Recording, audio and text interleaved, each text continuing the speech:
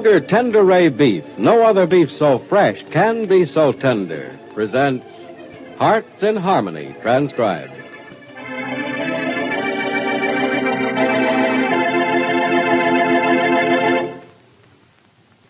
Friends, I'd like to take just a moment to explain something that may have been troubling you. The reason behind the scarcity of Kroger Tender Ray beef. Of course, only the top quality grades are used for Kroger Tender Ray. I'm sure you already know that, for Tender Ray is always fresh and tender and juicy. But something you may not know is that beef like that, real top quality beef, is grain-fed. Now, real grain-fed beef is extremely scarce these days because every available ounce of that good grain is needed to feed millions of starving people the world over. When those people no longer face famine, then the farmers will once more use that grain for cattle feeding. So for the time being, you won't be able to get those juicy, fresh, and tender Kroger Tender Ray steaks and roasts. Still, as I've recently told my friends and customers, I hope it won't be too long until we'll again have a plentiful supply of Kroger Tender Ray beef. But remember, until Tender Ray is plentiful again, Kroger will bring you the best beef on today's market. Thank you, sir. Thank you very much. And now, Hearts in Harmony.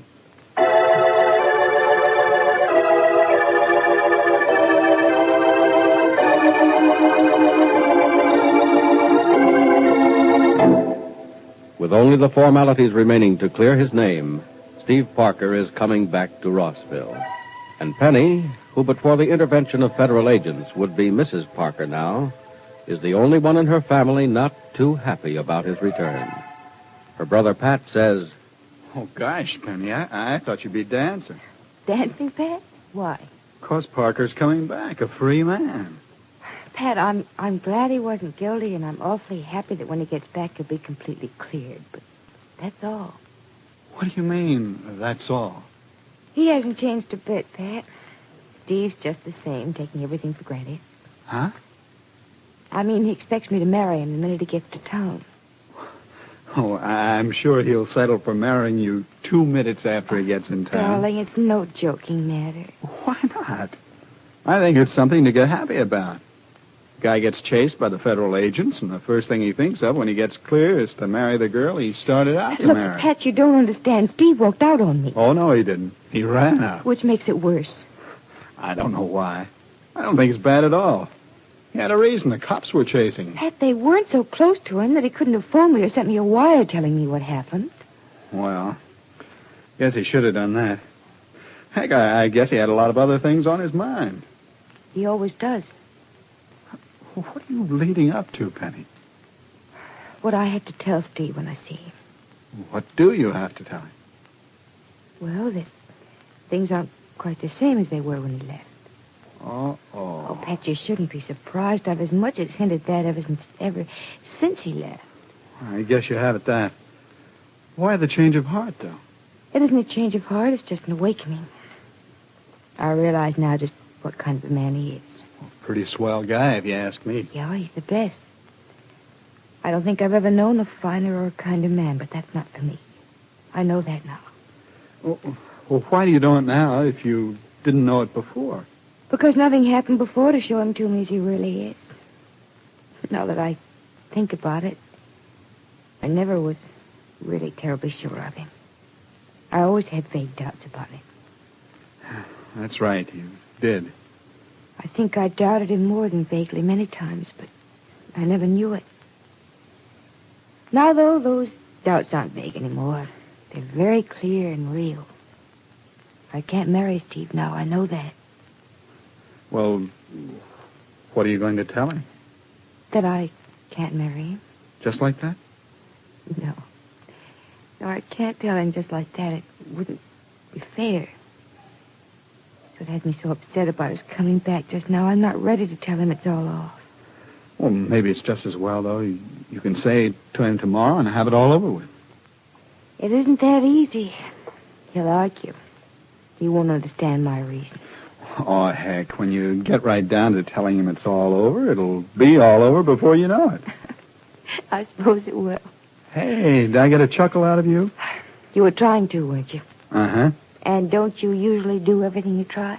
Well, not always. Pat. You think I dare test my persuasive powers by trying to get some music out of you? No, I don't feel like singing. Well, you feel like playing the piano? Not especially, but... But if I want you to, and if I sing, you will, huh? You persuaded me. Ah, old Persuader Gibbs. That's what they call me. It is, huh? Well, what would you like to sing? You play it. I'll sing it. Is that the title to a song? No, but, hey, that's not a bad idea for Well, one. here's one that's a better idea. Now listen, Serenade. Oh, yeah, now you're talking. No, sir, you're talking. Well, I'll stop talking and start singing. All right, here's where you start. Okay, here goes. Surrender, why don't you surrender? How long can your lips live without a kiss?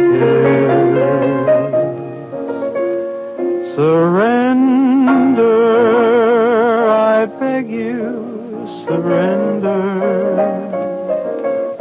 How long can your heart resist?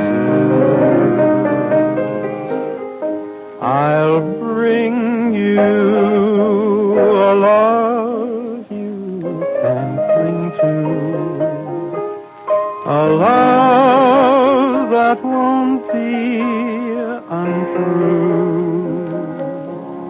So please be tender and darling, surrender and love me as I love you.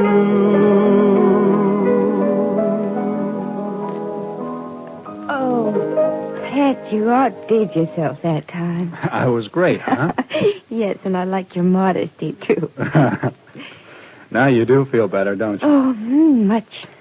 Good enough for a walk? Yeah, I'd love to, but I can't. Professor Rogers phoned this morning and said he'd like to see me this afternoon. Promised I'd wait for him. Professor Rogers? Mm-hmm. Oh, I wonder what he wants. I don't know, but he said it had something to do with Steve. But he assured me it was good news. Well, good news is worth waiting for. And the professor keeps his promise. I'll say that much for him. He certainly does. Ah, you can say a lot more for Professor Rogers than that. Yes, I can. I'm very grateful to him for what he did for Steve. I don't know how he did it, or why he went to all the trouble to do it, but I'm grateful just the same.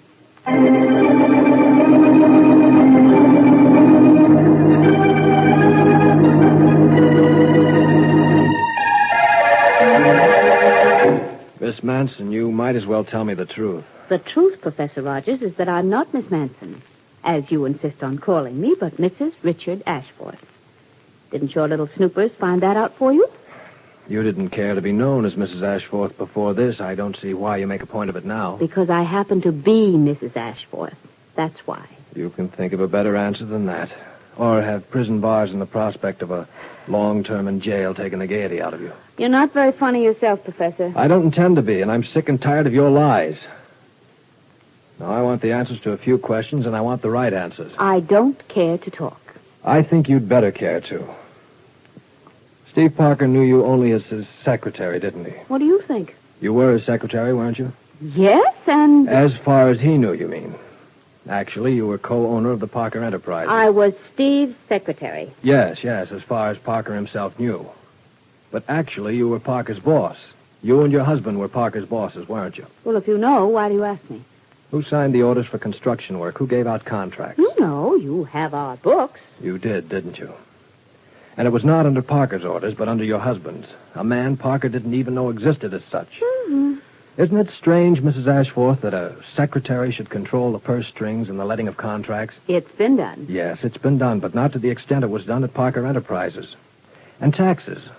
How were they paid? In the name of Steve Parker? No, in the name of Parker Enterprises. And who controlled Parker Enterprises? Not Parker. He was an employee, a president who was an employee.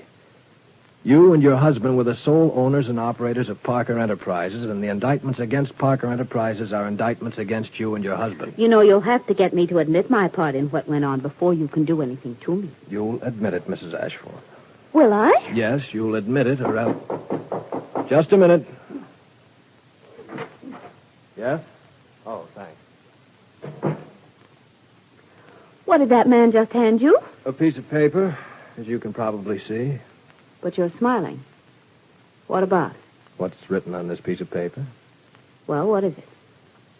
Mrs. Ashforth, the man who brought me this note just returned from your husband's cell with a complete confession by your husband. What? Yeah, read it.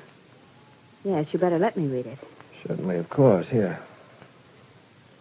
I, Richard Ashforth, confesses. Well, do you have anything to say? Why, the fool. The big idiot. And he said he'd beat this thing with his money. Money, Mrs. Ashforth, is no good to you behind bars. Now, suppose you tell me your version. Ashforth's confession implicates you 100%. What was he trying to do, drag you down with him? Yes, I guess he was. You merely posed as Parker's secretary, didn't you? Yes, I did. But Richard ordered me to. He gave me a third interest in the company to do what I did. Then you let contracts. You signed construction releases. Yes, I did, but Richard made me do it. I see. And your husband also told you to do these things in Steve Parker's name? Yes. He said it wasn't illegal, and if anything did go wrong, he'd straighten it out. And Parker, Mrs. Ashforth, he knew nothing of what you were doing. No, he was just hired to front the company. The only thing he knew was that I had stock in the company. He thought it was just a few shares. He didn't know that I was a part owner. Then Parker had nothing to do with any of the financial dealings of Parker Enterprises. No, I made all the deals. But I did everything under Richard's orders. I did just what he told me. Thank you, Mrs. Ashforth. Thanks very much. For what? For telling me everything I want to know. And don't try to deny anything you've just said. Every word was recorded. But why? What could I tell you that you didn't get from Richard's confession? Mrs. Ashforth, you fell for the oldest trick in the book. I wrote this note and had that man hand it to me a while ago. Your husband hasn't confessed a thing. But I think he will, now that you have.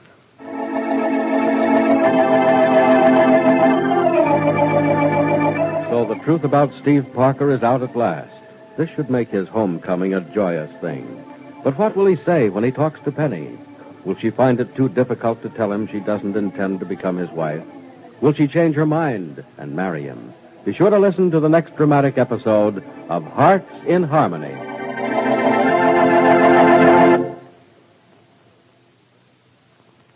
You know, ladies, it's funny how a certain phrase will keep running through your mind. One that I've been saying is, Kroger Tenderay beef is world famous because no other beef so fresh can be so tender. And there's another thing I've been repeating over and over again lately, now that the top quality grades of beef used for Kroger Tenderay is scarce. It's a Kroger chicken dinner is always a winner. Yes, and I'll wager you'll be saying that phrase, too, once you've served your family some of that swell, country-tasting chicken we're featuring at all our Kroger stores this week. It doesn't matter whether your family likes it fried or roasted or stewed. No matter the style, with Kroger chickens, every member of the household will be delighted.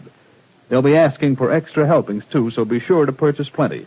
You'll find the price is right, and you'll find that Kroger chickens are exactly right for a real country-style chicken dinner. Visit your Kroger store and get some soon, won't you?